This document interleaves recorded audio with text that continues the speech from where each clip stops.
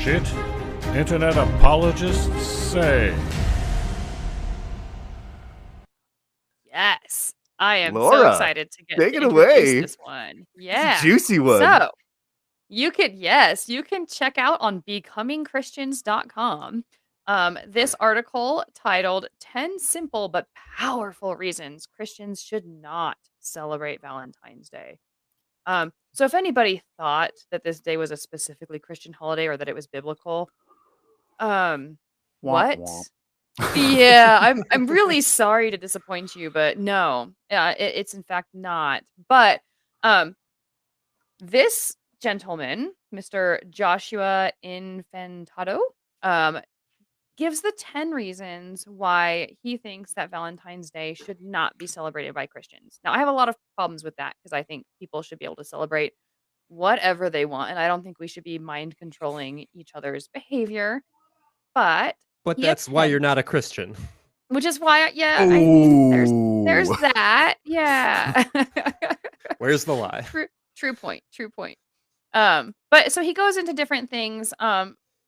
He breaks it into 10 reasons, but when you really, really look at each of the 10 reasons, there's a lot of redundancy to them. Does There's he? a lot of Four. reference. Does he though? I think- Exactly. I think he needed a nice round number, and 10 was it. But they all boil around the idea that Valentine's Day has pagan roots, which we discussed in segment 1. Nobody's gonna deny it. Like that's pretty straightforward and not controversial. But the point that he makes is that it angers, hurts, and offends the G-man upstairs. So, gentlemen, what do you guys think about Valentine's Day hurting God's feelings? Oh, Well, to your point earlier, Laura, he mentions that there are actually only 7 annual festivities found in the book of Leviticus that God actually does approve of, and you have not heard of any of them. Christmas ain't one of them. Christmas is not one of them. What?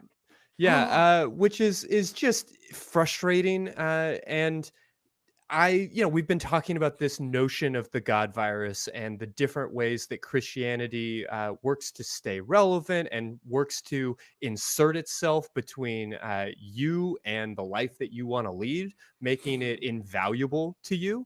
And one of the ways that they do that is over and over again in this article, he says, well, lots of people do it, but Christians shouldn't. The majority does this, but Christians shouldn't. And it really feels like the goal here is just to differentiate Christianity from the rest of the world by being so special as to not celebrate these pagan holidays. And it's worth noting that if your like major primary message is just because the majority does it doesn't mean you should, you might be a cult.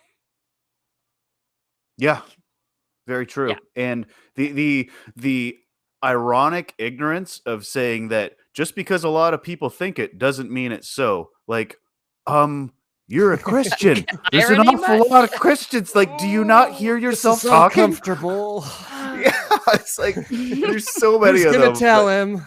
Yeah, right? Oh man, that was like the first thing I was just like, oh my Lanta. And before we go on, I just want to point out that reasons 1, 7, and 10 are literally the same thing. Exactly. God doesn't like pagan traditions. And it's like, guys, again, who's gonna tell him? You did. Funny story. I was actually talking to my son, who's almost 14, and was talking to him about Christmas and how the Bible actually discourages folks from decorating Christmas trees. It's in Jeremiah, and he's like, "What, really?" And I'm like, "Yeah, like Christmas is a stolen holiday, like every other Christian holiday, and that actually is in the Bible. Do not decorate your trees." And he's like, "Is it really?" Yeah. So I looked it up on the internet, and then I'm like, "Go fetch that Bible over there. But go ahead, open it up, Jeremiah," and then he reads it, and he's like, "Wow." And his little mind was blown, but it's like these guys are so not, they lack the self-awareness, and it's killing me as I'm reading this article. It's killing me, Smalls. It's killing me. Yeah, I mean, it broke my heart because I certainly hadn't read this article from a place of faith. I didn't read it when I was a Christian, but I'm confident I read similar things. And it Mhm. breaks my heart to think that there are people out in the world and that I used to be a person out in the world that would read phrases like this and be okay with it. My favorite quote is speaking on the topic of Valentine's Day gifts. It says, "Women in general are very emotional. If they don't receive a gift on Valentine's Day, they feel unloved." And it goes on to speak about specifically about women and their feeling of entitlement. And I just want to say to you, if you are watching this and you are not part of the atheist community, welcome. I'm glad that you're curious, that you're exploring the world. You don't necessarily need to land with us, but I hope that if you can hear my voice, that you are not the sort of person that wants to live in a world where we write articles that say women are very emotional and entitled about their Valentine's Day presents. Fuck that. Oh no, it even gets worse because it says if you don't get them something super, super, super fancy, then they're gonna be jealous of their friends. And if you do get them something super, super fancy, then they're gonna be like all high and mighty about it and above everybody else and feel like, they are somehow better than others. I mean, it gets really freaking Oh yeah. shallow Bitches be and, This crazy. and is like offensive. So 1952 levels of misogyny in this it's article. pretty, I mean, I almost gave it to him with the title. Reason number 8, Valentine's Day leads to negative emotions. I almost gave him just that one. Not that it should mean that Christians shouldn't celebrate Valentine's Day, but that it was making a good point until I freaking read it. Because we were just talking in the last segment about mental health and how Valentine's Day can have a very negative impact on certain people depending on not just their mental state, but like their whether or not they're in a relationship or not and things like that, right? So it does result in some negative emotions. But when it goes on to talk about women in the most derogatory way, That's it's pretty disgusting. Yeah, I and then there's a little bit in there. Sorry, Christy, I'll let you speak, but I just want to get this out. The little bit about how Valentine's Day is an excuse for unwed couples to have premarital sex and leads to more abortions. And I'm reading this, I'm Unwed like, no couples don't need couple an ever. excuse. what? Yeah. Like, Oh, look, it's where? Valentine's Day. Let's Yeah, break the rules. what 22-year-old was like, well, I mean, God's asleep on Valentine's, right? Like that's how it works. But no, my other favorite quote was around that same idea of like premarital sex and the notion that sexual immorality brings pleasure, but it doesn't last.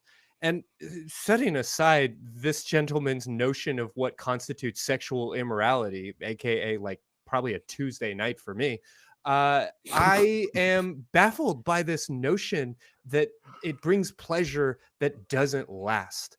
Like I know that a true love of Christ brings a hope that springs eternal or whatever the fuck, but tell me any emotion that lasts indefinitely. Tell me about any pleasure. Tell me about any positive experience that is eternal at all ever. I Period. mean that notion, that idea that like sexuality is frivolous and unimportant because it's transitory. Well, let me tell you about the whole rest of your entire life. It's pretty goddamn transitory. But you're hitting on Gather some around, really kids. strong Christian messaging, though. The whole idea that Absolutely. anything transitory is therefore value is not valuable, and I think it can be argued the exact opposite, that the transitory nature or the fleeting nature of whatever that emotion is or experience is Mhm. does give it value, The right? moment is all we That's have. Yeah. right. But that I mean, messaging the is past, the very future, those are big, just fictions that we tell ourselves. Like the moment is all we have. literally. Yeah. That's so brilliant. And um the part that he sort of contradicts himself here, because he's like, he goes into I think it was reason 5. It's don't celebrate Valentine's Day because St. Valentine's is a myth. So again, leaving aside the who's gonna tell him? Yeah. Jesus could be too. But he gives this direct quote, and I know that you guys had this in your notes too. Dead people are dead. And I'm like, I did wow, pull it out, dude, yeah. that is one But sanguine. it goes on to say they don't anymore have the ability to help the living. Yeah. Just And just then icing it's like, it. isn't the whole shtick of your thing that people aren't actually dead? And then he Right? quotes the Bible. He quotes John 3:13 that states no one has ascended to heaven but Jesus. It's like, dude, skip 3 verses ahead to literally the most well-known Bible quote possibly in the world. John 3:16. And like, do you even read your book? Oh man, this was a mess. What did you guys think? Do you guys, I know you guys saw the dead people are dead thing, but yes, please riff on that for a bit. Well, and we've mentioned again and again the pagan roots of Easter and Christmas, but the fact that he is like coming after Valentine's Day without acknowledging the existence of Christmas trees and Easter bunnies and some of these other things, it's just baffling the misinformation. And I think that is my biggest takeaway, is that there exists a world where you can so thoroughly cherry pick your information and so thoroughly insulate yourself that these ideas can make sense. You just made me think, like, I wonder if he's one of those guys that say things like, "Put Christ back in Christmas." Like, Yeah. I just wonder. Almost certainly. Almost certainly. Yeah, the gleeful ignorance that basically all the Christian holidays that we've heard of are literally borrowed from the peoples you converted. Like if you were to take the modern Christian holiday calendar, right? If God were to take his calendar and submit it in like essay form to Deity University, he'd be expelled. They would kick him out. They'd be like, no, that's Ishtar. Like, this dude. is a mess. We can't even. Yeah. We can know. Yeah, be like maybe like they would run out of red pens in heaven. We can't have that. Okay, so what really bothered me the most about this article had actually nothing to do with the specific wording in the article or specific points that he made. What bothers me is that, from my perspective, religion is a very effective cultural tool for behavior modification and for mind control, right?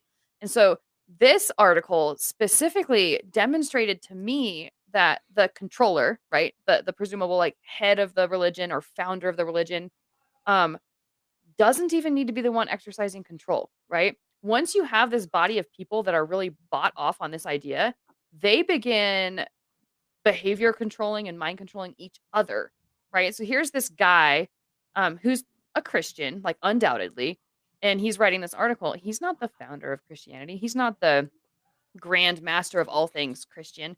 And yet he's the one dictating to people whether you should or should not be celebrating Valentine's Day. And there is this strong sense of entitlement that because you are of X faith, you now can speak on its behalf. And so this guy is going out and facilitating and perpetuating the very mechanisms that are keeping people trapped in like this sort of loop. And I just think it's fascinating that they're doing it to each other.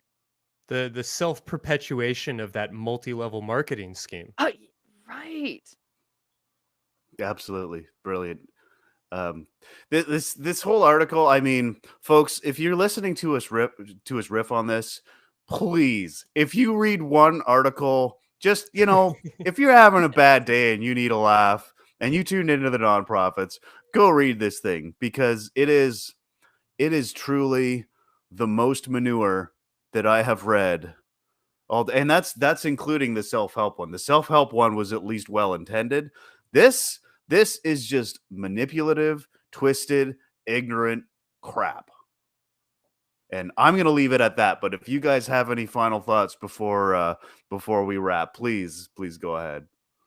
I guess I'll just say that this article touches on, and actually several of the articles that we talked about, all like to take a little quiet moment to point out the commercialization of this holiday. Yes. And I don't entirely know what to make of that, or even necessarily how I feel, but I do think it is fascinating that seemingly every year we have to have all of these news segments and we have to have all of these talking points about how there will be $20 billion spent on, Valentine's Day gifts this year. And, at Christmas, we spend $30 billion and all of these notions. And I just don't get why the anti-commercialization is such a big talking point here. Like, nobody seems to care. We're all spending this money, and whether or not we should and how we should be relating to our economics, like, there are meaningful questions to be had here. But I don't know. I guess I'm just a little bit tired of like the annual lip service paid to the notion that this is just a greeting card holiday and it was just invented by the greeting card companies. Like, that's somehow less noble than stealing from a bunch of pagans. Well, and so that is really interesting to me because we do get very ridiculous with our holidays, but it is not the industry that drives us. It's us that drives the industry. Exactly. And so if everyone stopped buying like loads of Christmas Just shit and don't loads look. of Halloween shit and loads of Valentine's shit, guess what? Those holidays would become very small in terms of like spending, right? So we need to recognize that you're the one perpetuating the very problem that you're complaining about, right? Because you're buying the greeting cards and the chocolates and the teddy bears Yeah, nobody's for the changing wife their so that she can actions. feel It's better just than a all the other weird wives. talking point. Yeah, it's I very think it gets bizarre. back to what you were talking about earlier, Christy, is the whole persecution complex, and it's Yeah. just kind of like, well, this thing They've used to be stolen our ours, and now sacred holiday. exactly, and now they've taken it from us. And I think even in this article, it mentions something about secular people celebrating the holiday now, and how that's they're all spending all this much money. This just used to belong to us, so we got to take the power back. It's just it just They don't gets even know back the to true meaning of Right. St. Lucetia's, bacchanal. yes. Someone took their baby rattle, and they're very pissed off about it. Something tells me if the average American knew like the exact true meaning of the Roman holiday that they would be embracing it even more so. It wouldn't change people's minds. Yeah, probably Quite fair. possibly. Quite possibly. And something tells me that, our audience would almost certainly be more interested in the Roman this origins. Taking a skin of of- an animal and like hitting a woman with it. Like, come on now, people. It sounds like a lot of fun. Yeah, a little bit of light S&M never hurt any. Well, maybe it did hurt anybody. But if they're into it, But hey, consensually. right. Sounds like the nonprofits audience could use a little secular sexuality. Thursday I nights at think 7. Thursday nights at 7.